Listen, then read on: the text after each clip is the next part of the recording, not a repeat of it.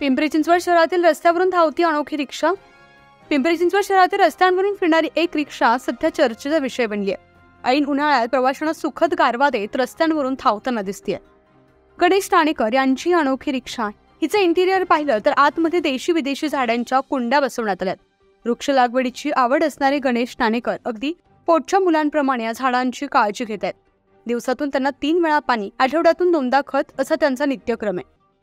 रिक्षामध्ये बसणारे प्रवासी हे कुतूहलानं त्या रिक्षाचे फोटो व्हिडिओ सध्या सोशल मीडियावर व्हायरल करतात. ठाणेकर यांनी 25 पेक्षा अधिक कुंड्या रिक्षामध्ये बसवल्यात.